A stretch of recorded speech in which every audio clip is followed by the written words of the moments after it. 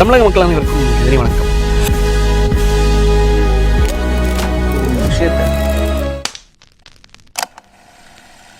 தமிழக மக்கள் அனைவருக்கும் எதிரி வணக்கம்.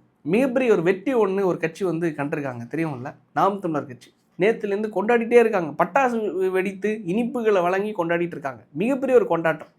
அண்ணன் சீமான் அவர்களுக்கு கிடைத்த வெற்றி, நாம் தமிழர் கட்சியோட லீகல் விங்குக்கு அட்வொகேட்ஸுக்கு கிடைத்த வெற்றி அப்படின்னு சொல்லிட்டு பல அண்ணன்களை குறிப்பிட்டு இவங்கெல்லாம் ரொம்ப ஸ்ட்ராங்காக வாதாடி பல கேஸை மேற்கோள் காட்டி, இதுக்கு முன்னாடி ஜெயலலிதா சசிகலா அவர்கள் வரும்போது அந்த கும்பாவிழாவில் பலர் செத்தாங்க. 60க்கு மேற்பட்டவர் அந்த கும்பாபிஷேகம் நடக்கும்போது அங்கே செத்தாங்க.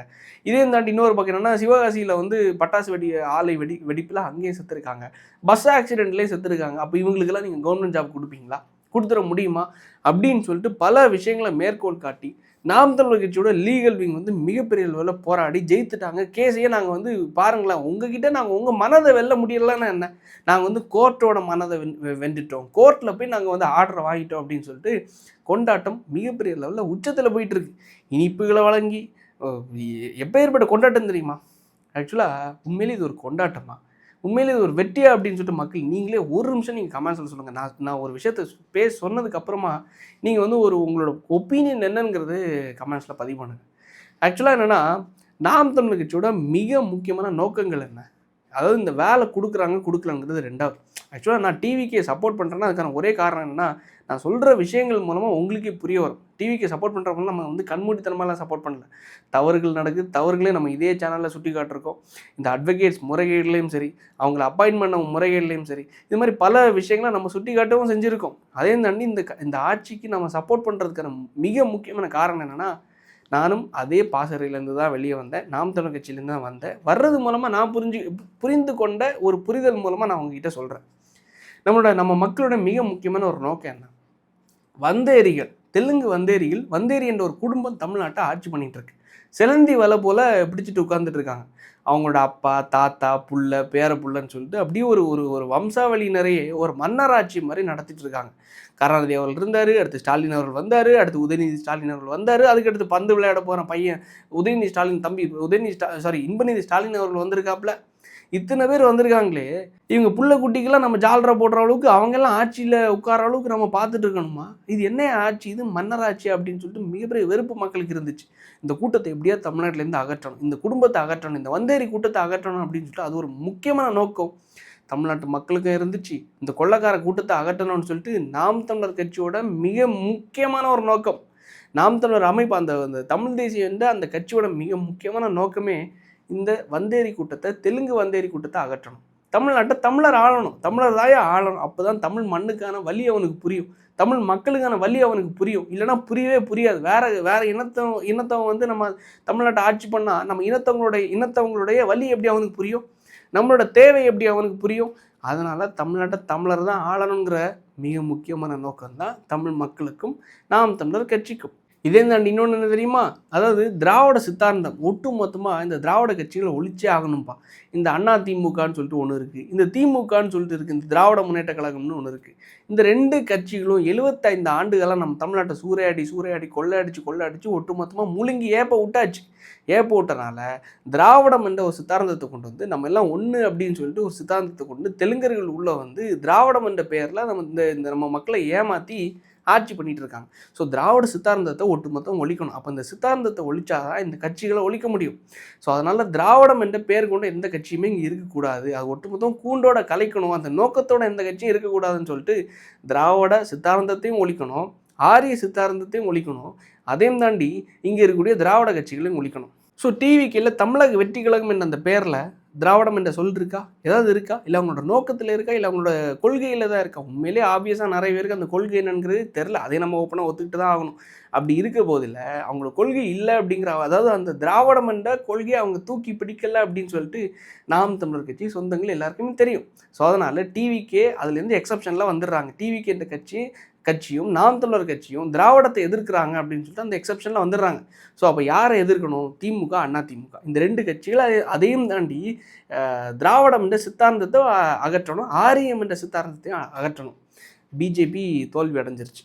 அதிமுக தோல்வி அடைஞ்சிருச்சு. அதாவது அந்த கூட்டணி தோல்வி அடைஞ்சிருச்சா, அதையும் தாண்டி திமுக திராவிட முன்னேற்ற கழகம் என்ற அந்த திமுகவும் வந்தேரி கூட்டமும் அந்த குடும்பம் தெலுங்கு வந்தேரி கூட்டமும் தோல்வி அடைஞ்சிருச்சு. ஸோ இது மூலமாக மிஸ்டர் சீமான் அவர்களுடைய, மிஸ்டர் நாம் தமிழர் கட்சியுடைய, மிஸ்டர் தமிழ் தேசிய இயக்கத்துடைய மிகப்பெரிய நோக்கம், அதையும் தாண்டி நம்ம தமிழ் மக்களுடைய நோக்கம் ஃபுல்ஃபில் ஆகிடுச்சுல்ல, திருப்தி ஆகிடுச்சுல்ல. எப்படி ஆயிடுச்சு? 2026 அதுக்கு 2 ஆண்டுகளுக்கு முன்னாடி தமிழக வெற்றி கழகம் என்ற ஒரு கட்சியை தமிழ்நாட்டில், அதாவது வேளாளர் என்ற தமிழ் ஜாதியில் பிறந்த, அவங்களோட கணக்கின்படியே சொல்கிறேன், வேளாளர் என்ற தமிழ் ஜாதியில் பிறந்த தமிழர் என்ற ஒரு வம்சாவளியில் பிறந்த விஜய் என்ற ஒரு நபர் கட்சியை ஆரம்பித்தார். 2026 அவர் வந்து ஆட்சியை பிடித்தார். ஆட்சியை பிடிக்கிறது மூலமாக திராவிட முன்னேற்ற கழகத்தையும் அடிமட்டத்துக்கு கொண்டு போனார், அண்ணா திராவிட முன்னேற்ற கழகத்தையும் அடிமட்டத்துக்கு கொண்டு போனார். அந்த கட்சியோட தலைவர் அப்பா என்ற அழைக்கக்கூடிய, அன்பா அழைக்கக்கூடிய நபரையும் குளத்தூரில் கொத்து புரோட்டா போட்டார். ஒட்டுமொத்தமாக வந்தேரி கூட்டத்தையும் அகற்றி விட்டார், தெலுங்கு வந்தேரிகளையும் ஆட்சி அதிகாரத்திலிருந்து அகற்றி விட்டார். தமிழர் அதன் மூலமாக ஆட்சியை பிடித்தார். தமிழ்நாட்டை தமிழர் ஆட்சி செய்து கொண்டிருக்கிறார் அப்படின்னு சொல்லிட்டு அந்த விஷயம் தமிழ்நாட்டு மக்களோட எப்பேற்பட்ட வெற்றி தெரியுமா? இந்த வெற்றி அடைஞ்ச உடனே அண்ணன் தம்பி உங்களை பார்க்க வரேண்ணே, அண்ணன் தம்பி ஜெயித்துட்டேனே அப்படின்னு சொல்லிட்டு முதலாக போனது யாரோட வீட்டுக்கு? அண்ணன் சீமான் அவரோட இல்லத்துக்கு. அண்ணன் நான் ஜெயித்துட்டேனே அப்படின்னு சொல்லிட்டு நேராக போய் பார்த்தாரு, சால்வை போட்டார், நேராக ஒன்றா போய் படம்லாம் எடுத்தாங்க, எல்லாரும் சந்தித்தாங்க. ஒரே ஒரு மனசார நன்றியுடன் தம்பி ஜெயித்துட்டான், எங்களோட ஒட்டுமொத்த நோக்கத்தையும், நாங்கள் ஜெயிக்கலனாலும் பரவாயில்லையா, எங்கள் தமிழ் மக்களுடைய ஒட்டுமொத்த நோக்கத்தையும் தம்பி ஜெயித்திருக்கான். தமிழ் தேசிய சிந்தனையை வந்து, தமிழ் தேசிய நோக்கத்தை வந்து ஜெயித்து இன்றைக்கி வந்து ஆட்சியில் உட்கார்ந்துருக்கான். அவனுக்கு வந்து எக்ஸ்பீரியன்ஸ் இல்லை, தம்பிக்கு எக்ஸ்பீரியன்ஸ் இல்லை. அதனால் அண்ணன் தம்பிக்கு வந்து நான் அட்வைஸ் கொடுக்குறேன், இந்த மாதிரி தம்பியோட ஃபேஸ் வேல்யூ வச்சு இங்கே நிறைய பேர் ஜெயித்திருக்கான் தம்பி, அதனால் உன்னோடைய ஃபேஸை வச்சு இங்கே நிறைய பேர் மிஸ்யூஸ் பண்ணிருக்கான் தம்பி, ரைடுன்னு பேரில் லாரியோட டயர்லாம் போய் வந்து லைக் இன்வெஸ்டிகேட் பண்ணிகிட்டு இருக்கான் தம்பி, லைக் வந்து பதவி வாங்கி கொடுக்குறேன்னு சொல்லிட்டு 15 லட்சம்னு சொல்லிட்டு 12 லட்சம்னு சொல்லிட்டு பேரம் பேசிகிட்டு இருக்கான் தம்பி. இந்த அட்வொகேட்ஸை மக்களுக்காக வாதாடக்கூடிய வழக்கறிஞர்களை அப்பாயின்ட் பண்ணுறதுல 20 லட்சம் 30 லட்சம்னு சொல்லிட்டு லைக் வேட்டையாடிட்டு இருக்காங்க தம்பி. உனக்கு எதுவுமே தெரில தம்பி, நீ வந்து நடிகனாக இருந்த தம்பி, பட் வந்து என்ன தான் தமிழனா ஆகிட்டேன், தமிழன் ஆனதுக்கப்புறமா நீ ஆட்சியை பிடிச்சிட்ட தம்பி, நான் வந்து ஒரு 6 மாதம் உனக்கு சொல்லித்தரேன் தம்பி, எப்படி ஆட்சி பண்ணணும், எனக்கு வந்து எக்ஸ்பீரியன்ஸ் இருக்குது தம்பி, கீழே என்னென்ன விஷயங்கள் என்னென்ன ஊழல்கள் நடக்குது அப்படின்னு சொல்லிட்டு எல்லாத்தையும் நிர்வாகத்துக்கு நான் வந்து உதவி பண்ணுறேன் தம்பி அப்படின்னு சொல்லிட்டு அண்ணனுக்கு, தம்பிக்கு அண்ணன் உதவிகரமாக தானே இருக்கணும், வலதுகரமாக தானே இருக்கணும். ஆனால் என்ன பண்ணாங்க தெரியுமா? ஒரு நாள் கூட பாராட்டலை. இதுக்கு பேர் என்ன தெரியுமா? ஒரு நாள் கூட பாராட்டவே கிடையாது. இது அதாவது என்ன சொல்லுவாங்க தெரியுமா? தமிழனுக்கு எதிரி வேறு எங்கேயும் கிடையாது, தமிழன் தான் எதிரி, சக தமிழன் தான் எதிரி, தமிழனுக்கு துரோகி தான். லைக் நீங்கள் எதிரி வெளியே தேட வேண்டிய அவசியமே கிடையாது. அவனுக்கு துரோகிதை கூட இருக்கவன் தான் என்றைக்குமே முதுகில் குத்துவான். அப்பேற்பட்ட ஒரு விஷயத்தை தான் நாம் தமிழ் கட்சி இன்றைக்கி பண்ணிகிட்ருக்கு. இவங்களோட வெற்றியை அதாவது தமிழன் ஒருத்தன் ஆட்சியை பிடிச்சி ஒரு விஷயத்தை வந்து செய்யணும்னு நினைக்கிறாப்புல. எனக்காக என்னை பார்க்க வந்தாங்க, நான் ஒரு கட்சியை தொடங்கினேன், கட்சி தொடங்கி பிரச்சாரத்துக்கு போனேன், ரோட் ஷோ போனேன், என்ன பார்க்க வந்தாங்க, பார்க்க வர்றது மூலமாக இறந்துட்டாங்க. அவங்களுக்கு ஒரு அரசு வேலை கொடுத்தா ஒரு நிரந்தரமான ஒரு வேலையாக இருக்குமே, அவங்களுக்கு ஏதோ ஒரு ஹெல்ப்ஃபுல்லாக இருக்குமேன்னு சொல்லிட்டு நான் பண்ணேன். ஆனால் அதை போய் கோர்ட்டில் போய் நாங்கள் வந்து ஆர்டர் வாங்கிட்டோம்னு சொல்லிட்டு நீங்கள் வந்து சந்தோஷமாக கொண்டாடுறீங்களே, உங்கள் ஒட்டுமொத்த நோக்கத்தை நான் ஜெயித்து உட்காந்துருக்கேன், நான் ஃபுல்ஃபில் பண்ணியிருக்கேன், நான் நிறைவடைய செஞ்சுருக்கேன், பாராட்டினீங்களா, பேசுனீங்களா? இதுக்கு பேர் என்ன தெரியுமா? இன்ஃபீரியாரிட்டி காம்ப்ளெக்ஸ்ன்னு சொல்லுவாங்க. இங்கிலீஷில் அழகாக இன்ஃபீரியாரிட்டி காம்ப்ளெக்ஸ். இவருக்கு என்னென்னா, நம்ம ஐயோ அண்ணன் தோத்துட்டானே, தம்பி ஜெயித்துட்டானே அப்படின்னு சொல்லிட்டு ஒரு தாழ்வு மனப்பான்மை மாதிரி. இந்த தாழ்வு மனப்பான்மை அண்ணன் சீமான் அவர்களுக்கு ஒரு சின்ன உதாரணத்தை சொல்கிறேன். ஏன் நேற்று நடந்தது, தென்னை விஷ்ணு என்ற நாம் தமிழர் கட்சியோட மிகப்பெரிய பொறுப்பில் இருந்து வந்த நபர், மிகப்பெரிய பேச்சாளராக இருந்து வரக்கூடிய நபர், இப்போ மிகப்பெரிய பேச்சாளர் தான், என்னையும் பல வாட்டி விமர்சனம் பண்ணியிருக்காப்புல. இருந்தாலும் நாம் தமிழ் கட்சியிலேருந்து நேற்றுக்கு அண்ணன் சீமான் அவரோட அவரோட லெட்டர் பேடில் கையெழுத்து போட்டு அவர் கட்சியிலேருந்து அடிப்படை பதவி ஒட்டுமொத்தலேருந்து தூக்கிட்டாப்புல. அந்த லெட்டர் பேடை கூட நான் போடுறேன். என்ன சொல்லியிருக்காரு தெரியுமா? நாம் தமிழ் கட்சியோட சொந்தங்கள் யாருமே இனிமேல் இவர் கூட பேச்சுவார்த்தை கூட வச்சுக்கக்கூடாது, எந்த தொடர்புலையும் இருக்கக்கூடாது அப்படின்னு சொல்லிட்டு. என்ன காரணம் தெரியுமா? கொலை குத்தம் பண்ணிட்டாப்லையா, இல்லை ஏதாவது ரேப்பு கீப் எதாவது பண்ணிட்டாப்லையா, இல்லை ஏதாவது மோசடி பண்ணிட்டாப்லையா, இல்லை ஊழல் பண்ணிட்டாப்லையா? எதுவும் கிடையாது. என்ன பண்ணாப்புல தெரியுமா? சக தமிழ் தேசியவாதி பாரிசாலன் என்ற ஒரு நபர் சின்ன ஒரு இயக்கம் ஒன்று இப்போ தான் தொடங்கியிருக்காப்புல. தமிழ் தேசியத்துக்காக ஒரு இயக்கம் பாரிசாலன் அவர்கள் தொடங்கியிருக்காப்புல. வள்ளல் மீடியான்னு சொல்லிட்டு ஒரு 4 லட்சம் சப்ஸ்கிரைபர்ஸ் இருக்காங்க. 4 லட்சம் சப்ஸ்கிரைபர்ஸ் வச்சு ஒரு சேனல் நடத்திட்டு இருக்காப்புல, ஒரு இயக்கம் வச்சுட்டு இருக்காப்புல. சீமான் அவர்கள் எங்கே இருக்காரு, பாரிசாலன் அவர்கள் எங்கே இருக்காரு?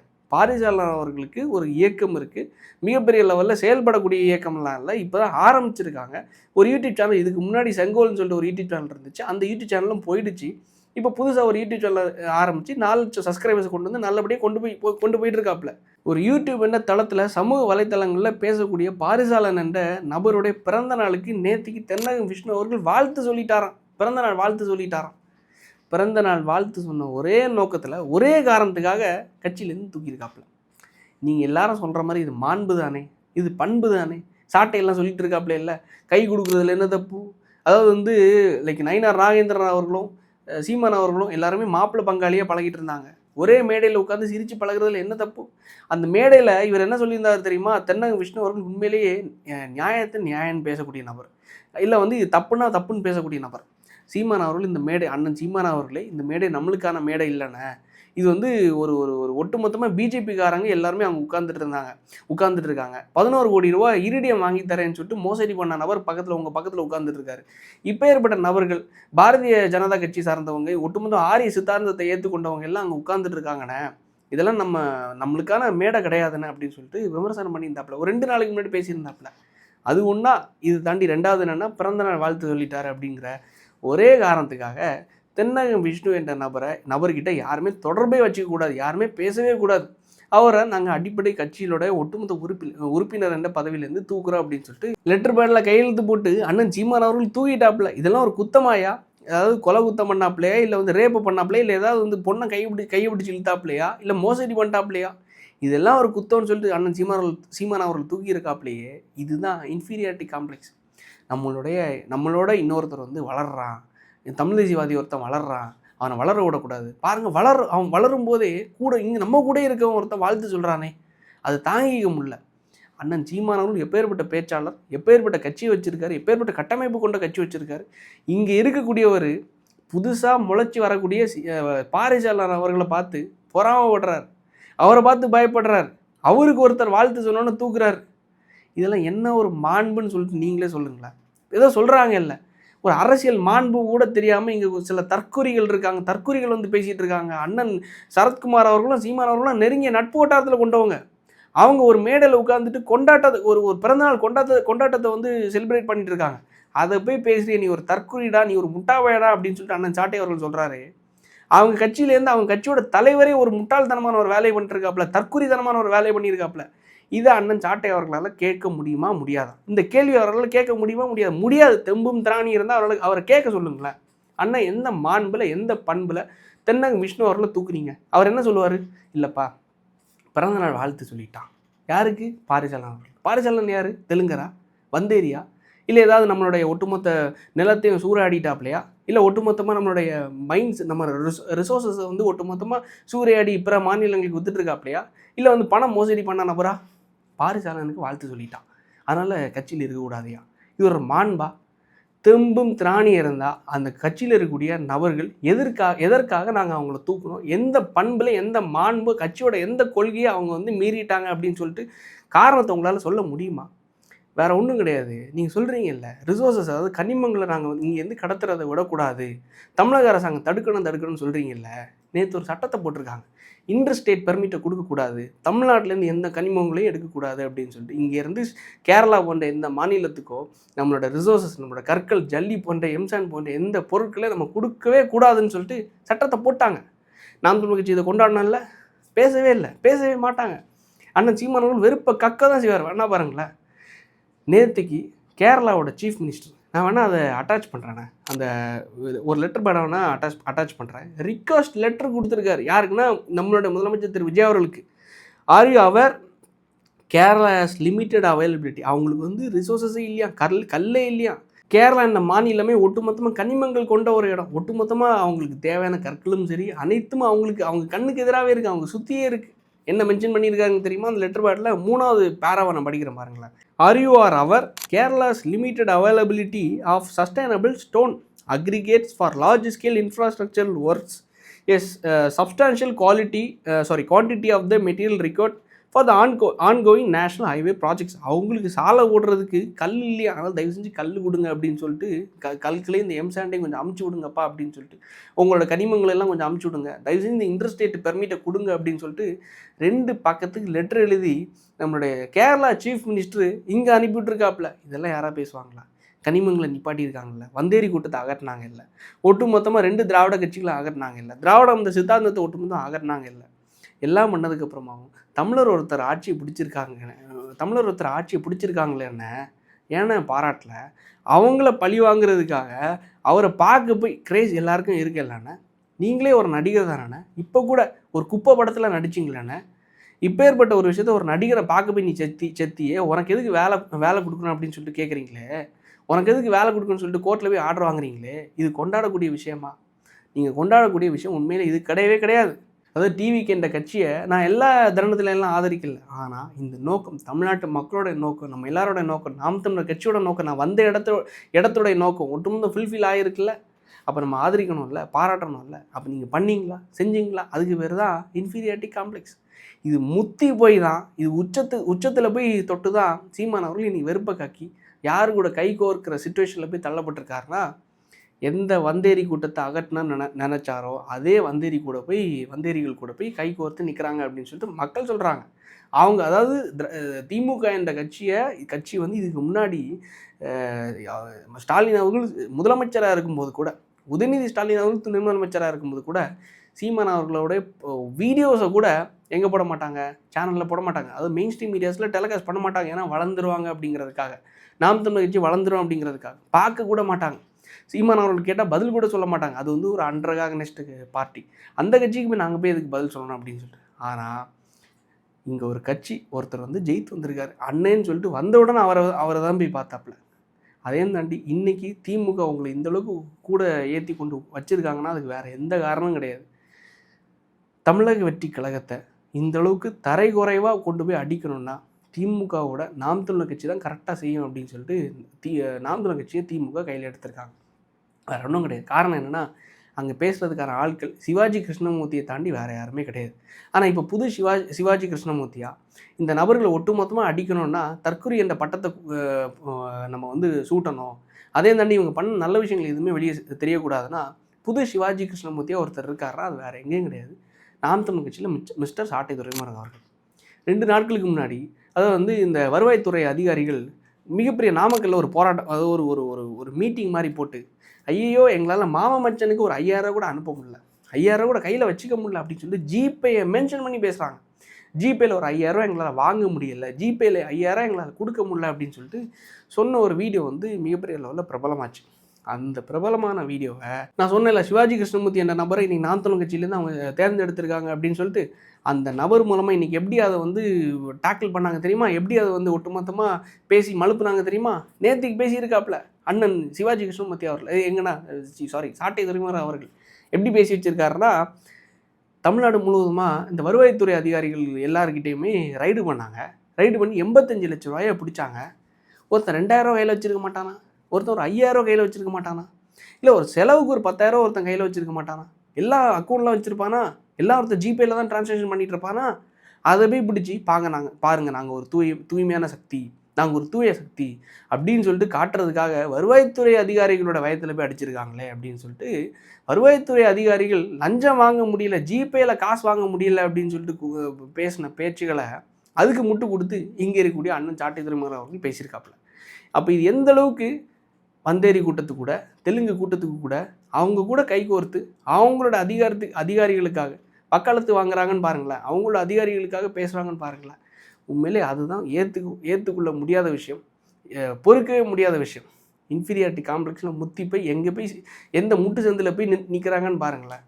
என்ஐஏ வழக்கு, அப்பேற்பட்ட வழக்குகளை சந்தித்த ஒரு நபர், லைக் வந்து தென்னக விஷ்ணு என்ற ஒரு பேச்சாளர், மிகப்பெரிய ஒரு நல்ல பேசக்கூடிய ஒரு நண்பர். என்ன அடிக்கடி விமர்சனம் எல்லாம் பண்ணியிருக்காப்புல, கிரிட்டிசிசம் எல்லாம் பண்ணியிருக்காப்புல, நல்லா பேசக்கூடிய நபர். அப்பேற்பட்ட நபரை தூக்குற அளவுக்கு இன்ஃபீரியாரிட்டி காம்ப்ளெக்ஸில் அண்ணன் முத்தி போயிருக்காருன்னா, முட்டு சந்தில் போய் நிற்கிற அளவுக்கு, அவங்களுக்காக முட்டு கொடுக்குற அளவுக்கு அண்ணனோட கட்சிக்காரங்களாம் அண்ணனை இப்படி போய் நிற்கிறாங்கன்னா யோசிச்சு பாருங்கள்.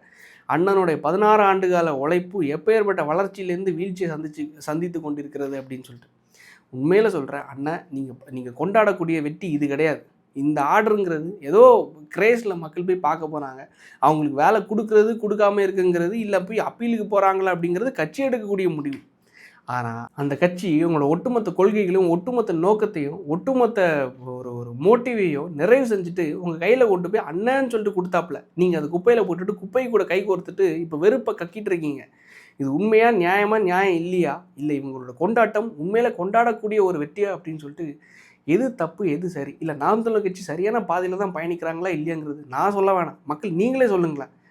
நான் வேணா அந்த கட்சியிலேருந்து வெளியே வந்தனாலே, இல்லை ஏதோ ஒரு நோக்கத்தினாலே, ஏதோ ஒரு விஷயத்தினால இது தப்பு இது சரிங்கிறத என்னோட பாயிண்ட் ஆஃப் வியூவில் நான் சொல்லலாம். பார்க்கக்கூடிய மக்கள், பொதுமக்கள் உங்களோட கருத்து என்னங்கிறது தயவு செஞ்சு மறக்காமல் கமெண்ட்ஸில் சொல்லுங்கள். நாளைக்கு அடுத்த வீடியோவில் சந்திப்போம். நன்றி, வணக்கம்.